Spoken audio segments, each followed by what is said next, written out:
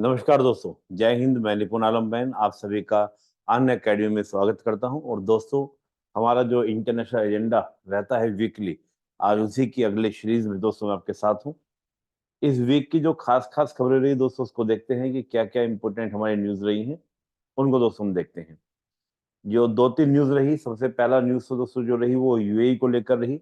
और आप जानते हैं कि वेस्ट एशिया में बहुत ही इंपॉर्टेंट देश है यूएई। दोस्तों, यूएई की जो चर्चा रही कि हमारे प्रधानमंत्री जी यूएई गए और वहां पर अबू धाबी के अंदर एक मंदिर का दोस्तों क्या किया, उद्घाटन किया। और मंदिर के उद्घाटन के साथ साथ बहुत सारे समझौतों को लेकर भी करीब 50 बिलियन अमेरिकन डॉलर के निवेश की बात भी दोस्तों वहां पर हुई। तो इसी न्यूज को पूरा देखते हैं कि यूएई के साथ हमारे रिलेशंस कैसे हैं, उसको भी दोस्तों जानने का प्रयास करते हैं। देखिए, वर्तमान में हम देखें, चाहे वो यूएई हो या हम सऊदी की बात करें या हम कतर की बात करें, ये जितने भी कंट्री हैं, ये भारत के साथ अपने बेटर रिलेशन बना रहे हैं। दोस्तों, अगर हम पहले देखें, चाहे वो सऊदी हो, यूएई हो या आपका मिस्र हो, इन सभी के संबंध पाकिस्तान से बड़े अच्छे हुआ करते थे। और कश्मीर वाले जो कोस के ऊपर ये हमेशा पाकिस्तान का समर्थन किया करते थे। लेकिन हाल के संदर्भ में क्या हुआ है कि इन्होंने भारत की जो एक ज्योग्राफिकल और स्ट्रेटेजिकल जो इम्पोर्टेंस को समझा। और दोस्तों, उसमें अगर हम बात करें कि देखिए, जिस प्रकार से भारत का एक ग्लोबल इम्पैक्ट पैदा हो रहा है और भारत आज इनके तेल का बहुत बड़ा खरीदार है। आप देखिए, जितने भी देश हैं, चाहे वो यूएई हो, सऊदी हो, ईरान हो, ये जितने भी कंट्री हैं, ये अपना तेल पहले अमेरिका को और यूरोप को बड़ी मात्रा में बेचते थे। लेकिन हाल के दिनों में दोस्तों क्या हुआ है कि रशिया को तो यूरोप ने, यानी यूरोप जो है रशिया से अपना तेल खरीदने लग गया था और इधर अमेरिका खुद अपना प्रोडक्शन करने लग गया था। तो यानी कि जो एक बड़े खरीदार थे वो खत्म हुए। तो चीन और भारत, ये दो बड़े खरीदार जो है इनके तेल के दोस्तों बन जाते हैं। दूसरा क्या था कि आप देखें, जो तेल एक्सपोर्ट बेस इनकी जो इकोनॉमी थी वो लगातार अब भविष्य में एक चिंताओं में घिरी हुई है। जिस कारण से ये देश क्या है, अपने आप को मॉडरेट कर रहे हैं और नई नई पॉलिसीज को लेकर, जैसे हम बात करें सऊदी विजन 2030 लेके चल रहा है, उसी प्रकार आप यूएई को देखें, आप कतर को देखें, जितने भी कंट्री आप देखेंगे, ये सब लगातार क्या कर रहे हैं, अपने आप को मॉडरेट कर रहे हैं और एक लिबरल की तरह से, और खास तौर से फोकस कर रहे हैं कि सर्विस का अपने यहाँ पर सेंटर बनाएंगे। दुनिया के कहीं भी ऑफिस हो, लेकिन मोस्टली कहाँ पर आपका हो, सऊदी में हो, यूएई में हो। और भारत के प्रधानमंत्री जी ने कल भाषण में कहा भी कि यूरोप का शायद ही कोई ऐसा देश हो, शायद ही कोई ऐसी कंपनी हो जिसका ऑफिस जो है यूएई के अंदर ना हो। तो ये एक इंपॉर्टेंस दिखाता है यूएई का और आपका सऊदी अरेबिया का। दोस्तों, इन सभी देशों की हम बात करें, चाहे हम कतर की बात करें, खास तौर से मैं यूएई की बात करूं, बड़ा आश्चर्य की बात है कि यूएई की जो जनसंख्या है वो तकरीबन 1 करोड़ है दोस्तों। जिसमें आश्चर्य की बात यह है कि वहां के जो सिटीजन हैं, जिनको सिटीजनशिप वहां पे मिली है, सिर्फ 10 लाख लोगों को, यानी कि जो वहां के लोकल बाशिंदे हैं। और उसमें आश्चर्य की बात यह है कि उस 1 करोड़ में 35 लाख जो है वो इंडियंस है दोस्तों। यानी कि आप मानकर चलिए कि उसमें 1/3 जो है यूएई के अंदर जो आबादी है वो किसकी है, इंडियंस की है, भारतीयों की है। और भारतीयों की इसी इंपोर्टेंस को दोस्तों आप देखें, तो यूएई ने क्या किया, 2018 में जो वीजा नॉर्म थे, चाहे वो स्टूडेंट को लेकर बात हो और चाहे वो सर्विस वीजा हो, दोनों के अंदर ही जो लिमिट पहले 3 साल और 5 साल हुआ करती थी, उसको इंक्रीज करके 10 साल कर दिया। यानी कि भारतीयों का दबदबा। और आप लगातार देखेंगे, चाहे ईरान हो, ईरान ने भी वीजा फ्री किया है, सऊदी ने भी ऐसे बहुत सारे कोर्स किए हैं, चाहे आप कतर की बात करें, इन सभी कंट्रीज के अंदर, आप कतर के अंदर देखें, तकरीबन कतर के अंदर भी 8.5 लाख जो है वो इंडियंस हैं। तो ये दोस्तों अपने यूएई की हमने बात की। यूएई के साथ जब दोस्तों मैं संबंधों की बात कर रहा हूँ कि यूएई के साथ जो हम रिलेशंस की बात कर रहे हैं, तो यूएई के जब मैं रिलेशन की दोस्तों बात करता हूँ, तो यूएई के रिलेशन में दोस्तों मैं कहूंगा कि भारत और यूएई के जो संबंध हैं, उनकी जो शुरुआत है दोस्तों वो कब से होती है, उसको हम देखते हैं। दोनों देशों की दोस्तों जो शुरुआत होती है, आप देखेंगे तो 1972 में एक डिप्लोमेटिक रिलेशन हमारे दोनों देशों के बीच में स्टैब्लिश होते हैं, भारत और यूएई के बीच में। 2015 में भारत के प्रधानमंत्री वहां पे दोस्तों विजिट करने गए, तब आपका एक नई रणनीतिक साझेदारी यानी कि एक स्ट्रेटेजिक पार्टनरशिप की शुरुआत हुई। फिर हम देखें 2017 में गणतंत्र दिवस, यानी कि हमारा जो रिपब्लिक डे होता है, उस पर क्या था, इनवाइट किया गया। जो यूएई के प्रेसिडेंट थे वो विजिट करने के लिए आए और हमारे मुख्य अतिथि बने। अब 2024 में भारत के प्रधानमंत्री मंदिर का उद्घाटन करने के लिए, यानी कि अबू धाबी में बोचा सवन स्वामी नारायण संस्था के द्वारा निर्मित एक मंदिर का उद्घाटन करने के लिए भारत के प्रधानमंत्री वहां पर विजिट करने के लिए गए। दोनों देशों के बीच में दो संबंधों की बात करें, जहां हम देखें कि भारत और यूएई के बीच में 70 के दशक में दोनों के बीच में जो व्यापार था वो 18 करोड़ डॉलर का था। लेकिन अगर हम आज की बात करें तो 85 अरब डॉलर का हो गया। उसको लक्ष्य रखा गया है कि जल्द से जल्द इसको हम 100 को भी क्या कर जाएंगे, 100 अरब डॉलर को क्या कर जाएंगे, क्रॉस कर जाएंगे, नहीं 100 से ज्यादा हम कर देंगे। यूएई का दोस्तों जो निवेश है वो तकरीबन आप देखेंगे तो आपका करीब 12 बिलियन अमेरिकन डॉलर का भारत में है। और इस बार दोस्तों जो विजिट करने मोदी जी गए तो मकसद ये था कि करीब 50 बिलियन अमेरिकन डॉलर के इन्वेस्टमेंट का कमिटमेंट यूएई करे। और उस पर दोस्तों लगातार बात बनी है, फाइनल भी कोई डॉक्यूमेंट आया नहीं है कि वो 50 बिलियन की किस तरह से बातें होंगी। आएगा तो मैं नेक्स्ट लेक्चर में आपको समझ बताऊंगा, लेकिन अभी पूरा उसका डिटेल नहीं आया हमारे पास। भारतीय कंपनियों को भी दोस्तों क्या, जैसे हम देखें तो भारत में देखें तो यूएई दोस्तों नोवा निवेशक आपके यहाँ पर बनता है, यानी कि 9th नंबर का निवेशक बनता है। भारतीय कंपनियों में दोस्तों क्या था कि यूएई के अंदर भारी निवेश किए हैं, चाहे वो हम सीमेंट के अंदर बात करें, आपका निर्माण सामग्री के अंदर बात करें, कपड़ा की बात करें, इंजीनियरिंग की बात करें, इलेक्ट्रॉनिक्स की बात करें, पर्यटन की बात करें, बहुत सारे सेक्टर में इंडियन कंपनीज ने भी दोस्तों वहां पर क्या किया है, इन्वेस्टमेंट किया है।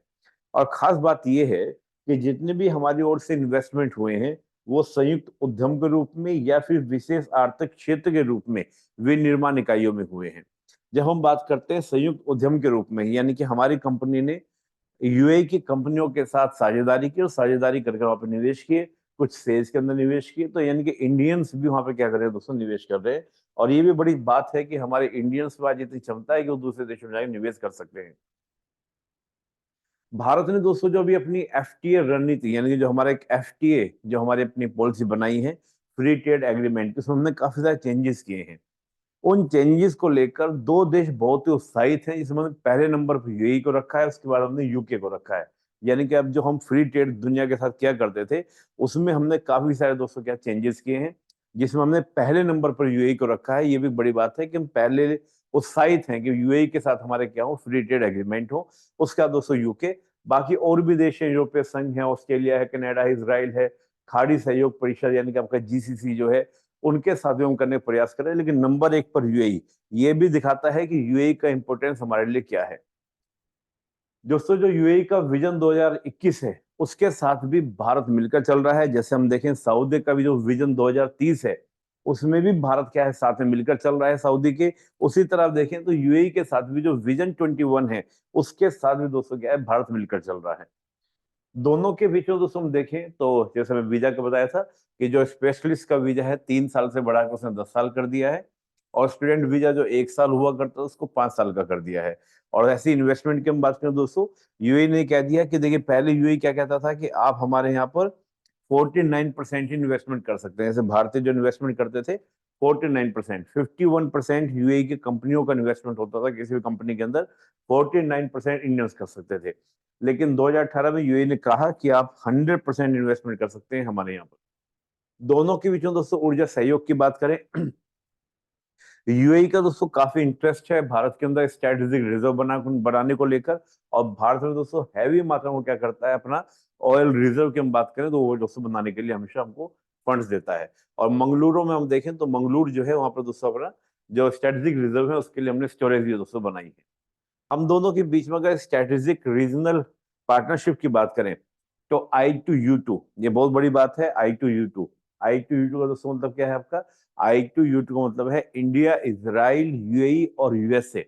इसके माध्यम से दोनों के जो संबंध है वो बेटर बने हैं। और एक बड़ी इंटरेस्टिंग बात है कि जैसे यूएई है, बहरीन है, ये सब कंट्री ने क्या किया दोस्तों, इन सब देशों ने इसराइल के साथ अब्राहम अकॉर्ड के साथ अपने संबंधों को बेटर किया। और देखिए मैंने आपको, अगर मेरे आपने सब लेक्चर सुने हो तो मैंने इसको भी बताया था कि ये भी एक बड़ी बात थी कि जो भी इसराइल फिलिस्तीन का जो विवाद चल रहा है वो कहीं ना कहीं अब्राहम अकॉर्ड को भी कहीं ना कहीं निशान पे लेता है, ताकि अब्राहम अकॉर्ड सफल ना हो पाए। तो ये हमने एक बड़ा लेके चले। अभी दोस्तों जो आईमैक का आपने नाम सुना होगा, जो आपको याद होगा G20 की समिट में अमेरिका के राष्ट्रपति के द्वारा घोषणा की गई थी, उसमें भी एक बड़ा सहयोगी हमारा यूएई बना है। हम उसमें इसको साथ लेके चल रहे हैं। तो ये हमारे दोनों के बीच में एक स्ट्रेटेजिक पार्टनरशिप की बात दिखा रहा है। कुछ चुनौतियां दोस्तों हमारे बीच में है। जैसे हम बात करें कि निर्यात को प्रभावित करने वाली व्यापार की बाधाएं, हम बात करें जैसे गैर टैरिफ बाधाएं हैं, स्वच्छता है, इस तरह के इश्यूज को लेकर, फिर व्यापार में तकनीकी बाधाएं हैं। विशेष रूप से हम देखें तो जो हलाल प्रमाणीकरण है, इसको लेकर भी दोस्तों आप देखेंगे तो इसको लेकर भी थोड़े से इश्यूज हमारे बीच में है। क्योंकि भारत से वो क्या कहते हैं, भारत से जो भी आपका जैसे आपका मांस वगैरह जाता है, प्रोसेस खाद्य पदार्थ जाते हैं, खा पोल्ट्री वाले जो आपके प्रोडक्ट्स जाते हैं, उन सब प्रोडक्ट को लेकर कहते हैं कि हलाल सर्टिफिकेशन होना चाहिए। उसको लेकर थोड़ा सा दोस्तों क्या है, हाल के दिनों में तनाव बढ़ा है और उससे प्रभाव क्या पड़ा है, करीब 30% की इस क्षेत्र के अंदर क्या हुई है, आपके खाद्य क्षेत्र में गिरावट भी आई है। पाकिस्तान को लेकर दोस्तों जो वित्तीय सहायता है, अभी हाल में 3 बिलियन अमेरिकन डॉलर की इन्होंने पाकिस्तान को सहायता दी।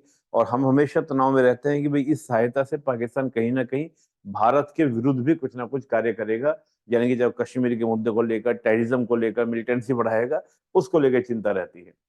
साथ ही क्षेत्रीय संघर्षों के बीच एक राजनीतिक संतुलन को स्थापित करना। दोस्तों क्या है, जैसे हम जानते हैं कि हमारे ईरान के साथ भी अच्छे संबंध हैं, और हम ये भी जानते हैं कि यूएई हो, सऊदी हो, ये सब कंट्री के संबंध ईरान से बेटर नहीं है। तो ये भी कहीं ना कहीं हमारे संबंधों को, भारत और यूएई के संबंधों को क्या करता है, प्रभावित करता है, इनको इन्फ्लुएंस करता है। संयुक्त अरब अमीरात से दोस्तों चीनी आर्थिक प्रभाव देखिए, जो चीन की है आपकी चेक बुक डिप्लोमेसी, जिसको हम डैप ट्रैप पॉलिसी बोलते हैं, वो भी दोस्तों दोनों देशों के संबंधों को प्रभावित करती है। क्योंकि चीन इसके माध्यम से क्या कर रहा है कि केवल बात यूएई के नहीं है, पूरे आप देखें मिडिल ईस्ट के अंदर, यानी कि पूरे आपका वेस्ट एशिया के अंदर, वो कम ब्याज पर क्या दे रहा है, अपना ऋण दे रहा है, लोन दे रहा है, जो इन देशों को दोस्तों क्या कर रहा है, प्रभावित कर रही है। हम देखें 2005 से लेके 2020 के बीच, 2005 से लेके 2020 के बीच में हम देखें तो यूएई के अंदर करीब 30 बिलियन अमेरिकन डॉलर का उसने क्या किया दोस्तों, निवेश किया है। संयुक्त अरब अमीरात में दोस्तों काफिला प्रणाली ये भी दोस्तों क्या, हमेशा काफिला प्रणाली भी एक चुनौती में रहती है। ये एक चर्चा का विषय भी रहती है। जो भारतीय मजदूर जाते हैं और वहां पर दोस्तों जो बड़ी बड़ी कंपनी है, उसे मजदूर जो काम करते हैं, मैं यहाँ पर इंजीनियर्स की बात नहीं कर रहा हूँ, बड़े रैंक के अधिकारियों की बात नहीं कर रहा हूँ, मजदूरों की बात कर रहा हूँ। मेरे भी 2-3 दोस्त रहते हैं यूएई में, वो बताते हैं मेरे को कि मजदूरों की स्थिति बड़ी दयनीय स्थिति है। एक एक कमरे के अंदर 6-6, 7-7 मजदूरों को रखा जाता है। और होता क्या है कि अगर वो मजदूर कहते हैं कि हमें काम नहीं करना, हमें छोड़ के जाना है, हमारे साथ तो एक अमानवीय तरीके से रखा जा रहा है, रहने की स्थिति बड़ी दयनीय है, पैसा कम दिया जाता है, जितना मिलना चाहिए उतना कम दिया जाता है। तो वहां की गवर्नमेंट ने क्या कर रखा है, जो कंपनी है उनको बहुत सारे दोस्तों क्या दे रखे हैं, अधिकार दे रखे हैं। जैसे आपका उनका जो पासपोर्ट है वो पहले ही जब्त कर लिया जाता है। मजदूर वहां पर काम करने के लिए गए, और वो अगर बीच में 3 साल का अगर उनका कॉन्ट्रैक्ट है, उसके बीच में वापस जाना चाहते हैं तो नहीं जाने दिया जाएगा। 3 साल का कॉन्ट्रैक्ट पूरे के बाद ही होगा। अगर बीच में जाएंगे तो उनका पासपोर्ट उनको नहीं दिया जाएगा, वेतन काट लिया जाएगा। तो ये जो कफाला प्रणाली है, कहीं ना कहीं चुनौती का विषय दोनों देशों के बीच में बना रहता है। तो दोस्तों भारत और यूएई के संबंध में हमने बात की। तो ये पूरे संबंधों में, हालांकि हम बात करें कि भविष्य में और कैसे संबंध और बेटर हो सकते हैं। देखिए, जितनी भी चुनौतियां हैं, चाहे वो कफाला चुनौती की हम बात करें, इस पर दोनों देशों को ध्यान देना चाहिए। इसके अलावा जीसीसी के साथ कोऑपरेशन करके हमको बहुत आगे बढ़ना चाहिए। पाकिस्तान को जिस प्रकार से हमने आइसोलेट किया है, उसको और ज्यादा आगे बढ़ाए जाने की जरूरत है। और दूसरी बात क्या है कि दोनों देशों के बीच में दोस्तों जो ट्रेड आप देखेंगे, उस ट्रेड में कहीं ना कहीं जो ट्रेड का जो बैलेंस है, वो कहीं ना कहीं किसके फेवर में है, आपको देखेंगे यूएई के फेवर में है। उस ट्रेड इन बैलेंस को भी कहीं ना कहीं भारत के फेवर में करने का प्रयास करना चाहिए। तो इससे दोनों देशों के बीच में जो साझेदारी है, वो और मजबूत बनेगी। इसके अलावा दोस्तों जो अगली न्यूज रही वो रही कतर को लेकर। कतर में दोस्तों आप जानते होंगे, पिछले दिनों चर्चा में, न्यूज में आया था, मैंने चर्चा भी की थी। आप मेरे कुछ पहले की वीडियो देखेंगे, उसमें मैंने बताया था कि कतर के अंदर जो हमारे 8 पूर्व नौसैनिक थे, उन पर जासूसी का एलिगेशन लगाया, और जासूसी का एलिगेशन लगाने के बाद उनको सजाए मौत भी दे दी गई। मामला दोस्तों आपका इंटरनेशनल कोर्ट ऑफ जस्टिस भी गया, यानी कि वहां भी मामला पहुंचा। लेकिन कमाल की बात यह है कि भारत की डिप्लोमेसी की इसको विजय कहा जाएगा कि उन 8 कतर सैनिकों में से, जो हमारे नौसैनिक, पूर्व नौसैनिक थे, उनमें से 7 भारत वापस आ गए हैं। तो इसको कहा जा रहा है कि भारत की डिप्लोमेसी की क्या है, विजय है। हालांकि इसमें कई नाम भी आ रहे हैं, जैसे अजीत डोभाल जी का नाम तो हमेशा आता ही है इस तरह के मामलों में, कि उन्होंने काफी सारे विजिट की। हमारा पूरा एक प्रतिनिधिमंडल वहां पर गया हुआ था कतर, जिसने लगातार वहां पर अधिकारियों से बात की, उनको छुड़ा कर लाए। इसके अलावा एक फिल्म अभिनेता का नाम भी इसमें काफी ज्यादा आ रहा है कि उन्होंने भी इसमें बड़ी भूमिका निभाई है, जिसमें शाहरुख खान का नाम भी आ रहा है कि उन्होंने बड़ी भूमिका रही है। चलिए, कुल मिलाकर हम कहेंगे सभी के योगदान से, और चाहे वो कलाकार हो, चाहे हमारे एनएसए हो, चाहे हमारे अधिकारी हो, चाहे हमारे पॉलिटिशियन हो, मोदी जी हो, सभी का बड़ा, और हमारे जयशंकर जी का भी बड़ा कमाल की बात है। और जयशंकर जी से बात को कहा है कि देखिए, चाहे कतर हो, सऊदी हो, यूएई हो, हाल के दिनों में हमारे संबंध इनसे बेटर हुए हैं। और इंटरेस्टिंग बात है कि इंटरव्यू मैंने सुना था, जयशंकर जी बोल रहे थे कि देखिए, जितने भी देश हैं, चाहे वो सऊदी हो, यूएई हो, मिस्र हो, ये सब भारत से मिलकर अब गर्व महसूस करते हैं। उनसे पूछा क्यों गर्व महसूस करते हैं, कि देखिए, ये जितने भी देश हैं, ये अपनी संस्कृति पर बड़ा नाज करते हैं। और आज भारत को भी देखते हैं कि भारत भी आज अपनी संस्कृति पर बड़ा नाज करता है, बड़ा गर्व महसूस करता है। तो वो कहते हैं कि हम क्यों यूरोप की जो संस्कृति है उसको कॉपी करें। जैसे आप देखेंगे, इनके सारे आप अधिकारियों को देखेंगे, इनके नेताओं को देखेंगे, ये एक अलग तरह की वेशभूषा जो पूरी दुनिया में मैच नहीं करती है। हमारे यहाँ जो पूर्व में सरकारें थी, वो भी इस तरह का कुछ यूरोपियन फंडामेंटल को, यानी कि यूरोपीय जो एक कल्चर से प्रभावित दिखते थे। लेकिन वर्तमान सरकार का कहना, मतलब जयशंकर जी कहना, मेरा कहना नहीं है, कि हम जैसे हैं अब वैसा दिखा रहे हैं, और जो इनको बड़ा अच्छा लगता है। तो इससे क्या बड़ा प्रभावित हुए। और खासतौर से जयशंकर जी, मैंने एक इंटरव्यू सुना कि वो मोदी जी की विदेश नीति से बड़े प्रभावित हुए हैं। तो जयशंकर जी से पूछा गया इंटरव्यू में क्यों प्रभावित हुए, कहा मोदी जी की जो एक व्यवहारिक राजनीति है, व्यवहारिक जो उनकी एक डिप्लोमेसी है, उससे बड़ा प्रभावित होते हैं। और दूसरी क्या है कि उन्होंने कहा कि मोदी जी जो है, एक मजबूत माइंड सेट वाले, अपनी पॉलिसीज को लेकर चलते हैं, जो बोलते हैं वो करते हैं, ये हमें ज्यादा प्रभावित करती है। तो जयशंकर जी को मैं बता रहा हूँ। तो ये बड़े रीजन है जिनकी चर्चा चली। तो कुल मिला के हमारे 8 में से 7 सैनिक वापस आए, पूर्व 9 सैनिक, ये एक बड़ी अच्छी बात है। भारत और कतर के संबंधों की दोस्तों बात करें, तो भारत और कतर के संबंधों की अगर हम बात करें, तो 1973 में कतर ने अपनी एम्बेसी भारत में खोली। तो यही से माना जाएगा, देखिए मैंने पहले भी कई बार लेक्चर्स में आपको बताया होगा कि जब तक हमारी एम्बेसी नहीं खुलती एक दूसरे देश के अंदर, तब तक हमारे डिप्लोमेटिक रिलेशंस नहीं होते, यानी कि हमारे पॉलिटिकल रिलेशन स्टैब्लिश नहीं होते, स्टार्ट नहीं होते। तो कतर का रिलेशन भारत से 1973 में स्टार्ट हुआ। आज हम दोस्तों बात करें तो 90s की स्थिति में बात करें, और 90s में कतर के अंदर रहने वाले विदेशों में, विदेशी जो नागरिक थे, उनमें दोस्तों सबसे ज्यादा जो थे वो भारतीय हो गए थे, करीब 1/3। हालांकि कतर ने बाद में पॉलिसीज में चेंज किया और देशों को, लोगों को बुलाना शुरू किया, लेकिन 90s में स्थिति ये थी कि कतर में काम करने वाले जो लोग हैं, उसमें 1/3 आपके इंडियंस हो गए थे। आज हम देखें कतर और भारत के बीच में व्यापार की बात करें, तो आप देखें तो एलएनजी, एलएनजी का 3rd नंबर का दोस्तों क्या जो खरीदार है वो भारत है, चीन और जापान के बाद में। मैंने लास्ट मेरा वीडियो आया था, उसमें मैंने उस पूरे समझौते को बताया था कि एलएनजी के साथ में क्या समझौता हुआ है, एलएनजी को लेकर भारत की कंपनी और साथ में आपका जो कतर की जो कंपनी, उनके बीच में एक समझौता हुआ एलएनजी को लेकर। दोनों के बीच में दोस्तों वो व्यापार की बात करें, तो कतर से दोस्तों हम एलएनजी लेते हैं, इसके अलावा एलपीजी लेते हैं, केमिकल्स लेते हैं, एल्यूमिनियम लेते हैं, ये सब चीज हम लेते हैं। वहीं भारत भी दोस्तों जो कतर को देता है, वो अनाज है, तांबा है, लोहा है, स्टील, फल, सब्जियां, मसाले, प्रोसेस्ड फूड, इलेक्ट्रॉनिक मशीन, कपड़े, बहुमूल्य रत्न, रबड़ आदि हम देते हैं, किसको, कतर को देते हैं। दोनों के बीच में दोस्तों संबंधों की अगर बात करें, तो 2016 में प्रधानमंत्री, उससे पहले हम देखें तो इंदिरा जी भी विजिट करने गई थी, फिर आपका 2016 में आपके मोदी जी विजिट करने के लिए गए थे। जब मोदी जी विजिट करने के लिए गए तो उसका बड़ा परिणाम भी देखने को मिला कि जो एलएनजी हम लेते थे, उसके जो दाम थे वो काफी कम कर दिए गए थे कतर के द्वारा, और कतर ने दोस्तों काफी कम उसको पैसे, मतलब काफी कम उसके रेट गिरा भी दिए थे। इसमें एक इंटरेस्टिंग बात जो मैं आपको बताऊंगा कि 2017 में क्या था कि सऊदी ने कतर के ऊपर काफी सारे एलिगेशंस लगाए, जैसे आतंकवाद फंडिंग को लेकर, खास तौर से आईएसआईएस को लेकर, आतंकवाद फंडिंग को लेकर बात की। फिर आपका जीसीसी का जो नॉर्म्स हैं उसके उल्लंघन करने की बात की, और करने के बाद इन कई कंट्रीज ने, सऊदी, यूएई, बहरीन, मिस्र, इन सब ने दोस्तों प्रतिबंध लगा दिए थे कतर के ऊपर। लेकिन उसके बाद भी हम देखें तो भारत ने कुछ महीनों के बाद ही कतर से फिर अपना जो भी निर्यात, मतलब भारत आयात किया करता था, वो दोबारा से स्टार्ट कर दिया था। तो माना जाता है कि भारत और कतर के जो संबंध हैं, वो कहीं ना कहीं अपने अपने इंटरेस्ट को लेकर है, और भारत अपने इंटरेस्ट को लेकर बड़ा सचेत दिखता है। तो कतर को ये बात दोस्तों पसंद भी आती है। तो कुल मिलाकर दोस्तों हम देखें तो भारत और कतर के संबंधों को लेकर बड़ी बात, इंटरेस्टिंग बात ये रही कि कुल मिला के हमारे जो थे वो लोग वापस आ गए, और हमारे बीच में, दोस्तों के बीच में जो व्यापार है दोस्तों, प्रेजेंट हम देखें तो करीब 18 यानी कि 19 अरब डॉलर का हमारे दोनों देशों के बीच में व्यापार है कतर के बीच में। भारत का निर्यात करीब 2 अरब डॉलर का है और आयात जो है वो करीब 18 अरब डॉलर का है दोनों के बीच में। तो एक अच्छी बात रही कतर को लेकर। इसके अलावा दोस्तों एक न्यूज और रही, और वो न्यूज क्या रही, मालदीव को लेकर। मालदीव में दोस्तों हमारी एक डिप्लोमेटिक विंस कही जा रही है, यानी कि एक विजय कहा जा रहा है डिप्लोमेटिक। क्या था कि मई तक लास्ट में दोस्तों जो हमारे वहां पे सैनिक थे, करीब 75 जो हमारे सैनिक थे, वो वापस आ जाएंगे। लेकिन इसके बदले दोस्तों ये फाइनल हो गया है कि मालदीव जो है हमारे कुछ टेक्नीशियंस को वहां पे रखेगा, जो उन सारे जो हमने हेलीकॉप्टर्स दिए हैं या हमने जो विमान दिया हुआ है उसकी देखरेख करेगा।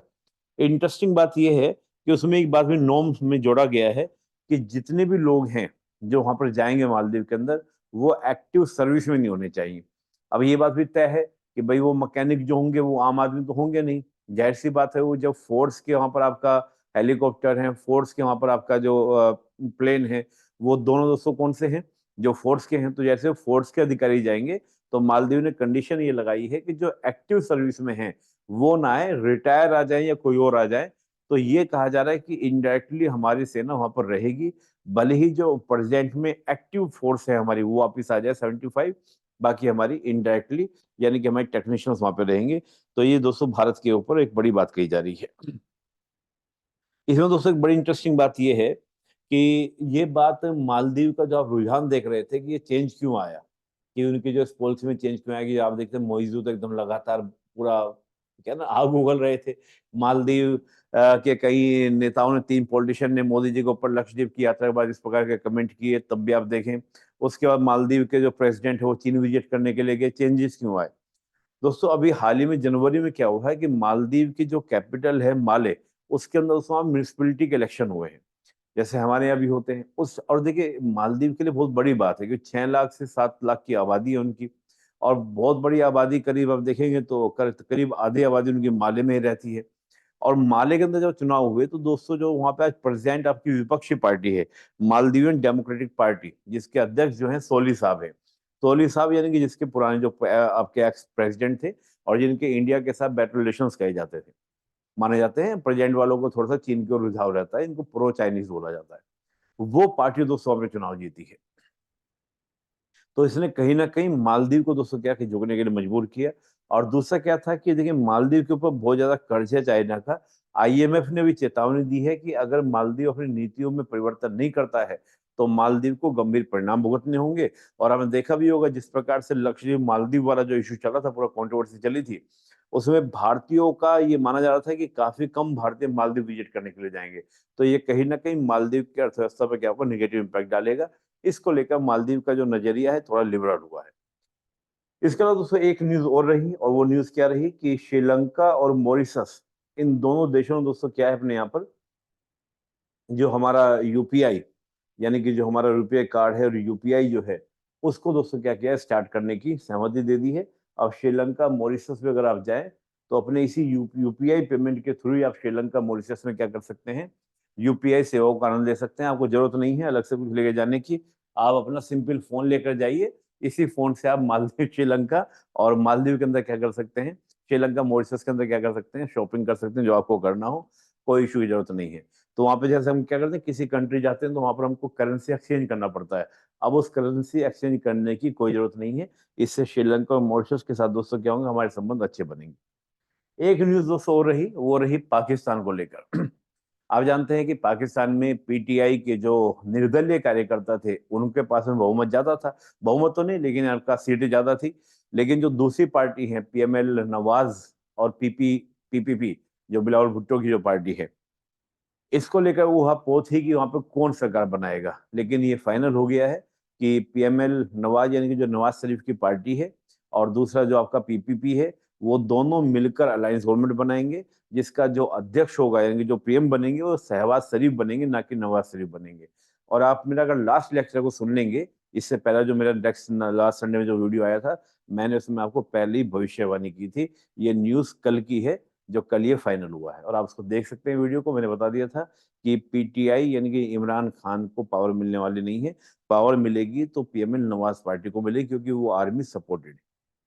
तो दोस्तों आज के लेक्चर में इतना ही, और मेरा कोड दोस्तों अनअकैडमी पे NIP25 है, आप इसको यूज करें और कोर्स परचेज करें। आप मुझसे जुड़ने का मौका, और मैं पॉलिटी, IR, सिक्योरिटी, गवर्नेंस और आपका जस्टिस को मैं क्लास लेता हूँ एकेडमी में। आप मुझसे जुड़िए। बहुत धन्यवाद। जय हिंद।